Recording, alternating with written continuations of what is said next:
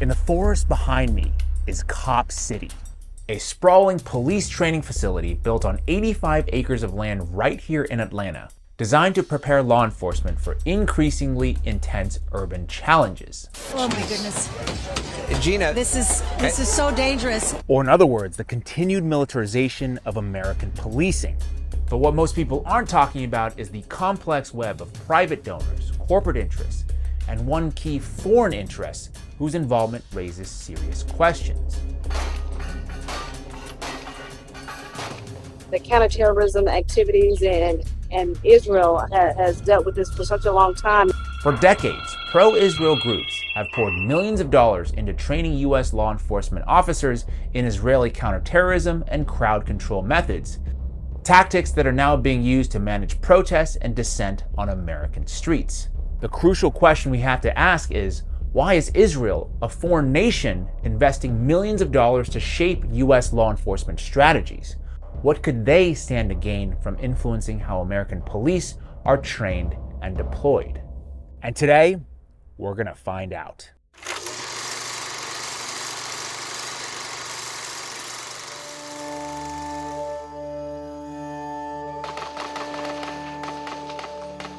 The relationship between U.S. law enforcement and Israeli military forces can be traced back to the early 1990s. In 1992, the Georgia International Law Enforcement Exchange, GLE, was established to facilitate training between U.S. police officers and Israeli counterparts, sending hundreds of officers each year to Israel to learn counterterrorism, crowd control, and surveillance tactics. After 9/11, the number of these kinds of exchange programs proliferated, with funding from not only American taxpayers, but also prominent pro-Israel advocacy groups like the Anti-Defamation League and the Jewish Institute for National Security Affairs. Deputy Chief, and I'm in charge of Homeland Security for the Cleveland Police. I'm the Chief of Police in Montgomery County, Maryland. I'm with the San Diego Sheriff's Department. I'm the Homeland Security Director for the state of Alabama. As of the latest available estimates, more than 120,000 U.S. police officers have been trained by Israeli officials, importing harsh techniques the Israelis use to control Palestinians in the West Bank and applying them to control racial minorities in America, particularly in Black and brown communities. One of the most controversial consequences of the U.S.-Israel law enforcement collaboration has been the construction of the Atlanta Public Safety Training Center, known as Cop City. We are getting the first look at the new Public Safety Training Center, the project which protesters called Cop City. Cop City. Cop City. Cop City would allow police officers to train in simulations of urban environments, practicing military-style tactics such as crowd control, riot suppression, and house-to-house searches. The facility would even include mock storefronts, schools, and homes, meant to replicate the urban environments in which police are often deployed.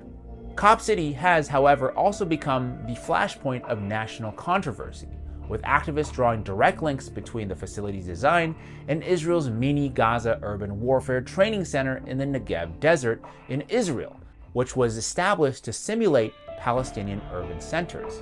We built here a huge infrastructure that try to make sure that when you fight in a village, you know how to fight in a village, to make sure that you know who is the enemy, where is the enemy, and who is the people that you don't want to kill. In January of 2023, a large demonstration at the construction site turned deadly when police shot and killed an activist, Manuel Tortuguita Pais Terran, who had been camped out in the forest to prevent its construction. So we were just laying in bed talking, and then all of a sudden we heard and saw just like 15 or so police in full military like combat gear, like with AR-15s just like coming through the woods directly at us. We were waiting to be put into a transport vehicle, and that's when I heard gunshots.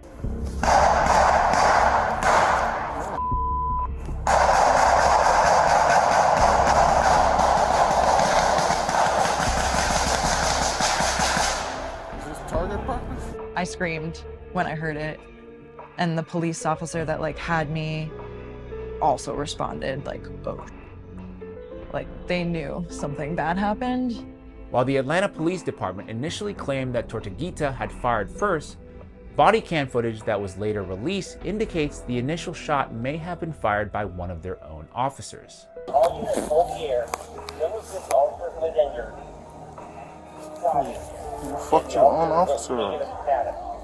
In June of 2023, Atlanta residents collected over 116,000 signatures, almost double the number required, seeking to place the question of Cop City's construction on the ballot. However, the city government, led by Democrat Mayor Andre Dickens, blocked this referendum. The city rejected the first version of the petition based on a technicality, and when it was resubmitted, the city of Atlanta sued the petitioners, arguing that the referendum was unconstitutional in the state of Georgia. Now, in 2025, as Cop City becomes operational, that appeal is still currently sitting with the 11th Circuit. How democratic of the Democratic Party to ignore the will of the voters. But why? Because beyond being controversial for its militarized design, there is an obvious question we need to ask. One with, as it turns out, perhaps a not so obvious answer. Who is shelling out the $90 million to build it? Israeli expertise in areas such as counterterrorism, cybersecurity, are acclaimed and respected around the world. Many of the strategies that I pursue as the 59th mayor of Atlanta were informed by my Project Interchain experiences. Yes, it turns out Cop City is being funded by corporate billionaires with deep ties to the country of Israel, specifically pro-Israel lobbying groups like AIPAC, the American Israel Public Affairs Committee. Notably, Bernie Marcus, the late co-founder of Home Depot, has contributed millions of dollars to the Atlanta Police Foundation, which oversees the construction of Cop City. He was also a major donor to AIPAC. Another donor with ties to AIPAC is Douglas Hertz, the CEO of United Distributors. Also, a surprising fact that many are unaware of, Georgia is actually the US's 7th largest exporter to Israel, with exports totaling over $389 million a year. And since 1996, Georgia companies have received nearly $615 million in foreign military financing contracts, which have supported defense companies like Northrop Grumman and Hewlett-Packard. Somebody warned us about the merger between corporate and state, and in this case, a foreign state no less. Other corporate investors include major firms such as Bank of America, Chick-fil-A, and Coca-Cola, showing a clear overlap between pro-corporate and pro-Israel causes, both of which benefit from the expansion of militarized policing practices in Atlanta and the rest of the country. And I want to remind everybody, by definition, investments are made with the assumption that there will be a return.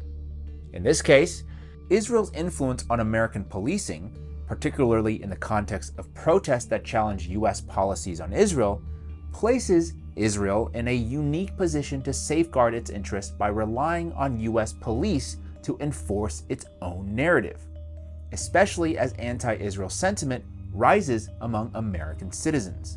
And the construction of Cop City in Atlanta is a direct manifestation of this influence. As protests against Israel's actions in Gaza continue to rise, US police, equipped with Israeli tactics, are positioned to suppress opposition to Israel's policies. This dynamic has become even more pronounced under the Trump administration, which has sought to stifle anti-Israel activism by declaring it a form of anti-Semitism and threatening legal and financial repercussions. You're going to be under arrest. So turn around. Okay, Stop resisting. Stop resisting. Okay, he's not resisting. He's giving me his phone, okay? He's not, I understand, he's not resisting. Put your arm around. Don't worry about it. You're going to have to come with us. Don't worry. I'm coming with you, don't worry. No one's resisting, no one's getting worked up. Hi, Amy. Yeah, they just like handcuffed him and took him. I don't know what to do. And what should I do? I don't know. However, while the state may grow more repressive, I think there's power in solidarity. The fight against militarized policing and for Palestinian rights has become a symbolic struggle for all marginalized communities. Personally, the one thing I've never shied away from is advocating to support the civil rights of those who may not look like me or think like me because, and this may sound a little bit counterintuitive, but I believe that gives us the greatest chance of creating a more inclusive and harmonious future. The power of protest, collective action, and cross-cultural solidarity remains, I think, our most potent weapon against rising authoritarianism.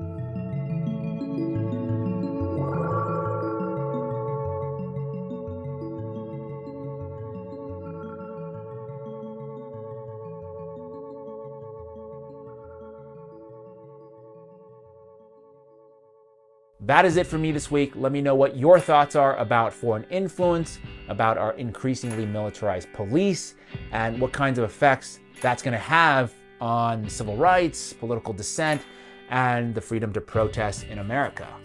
If you would like to support my journalism, please take a second to like this video, share it with as many people as you can, subscribe if you haven't already done so, and click on that notification bell so you can be the first to know when my next video drops. As always, I'd love to thank you for your time, and I'll see you in the next one.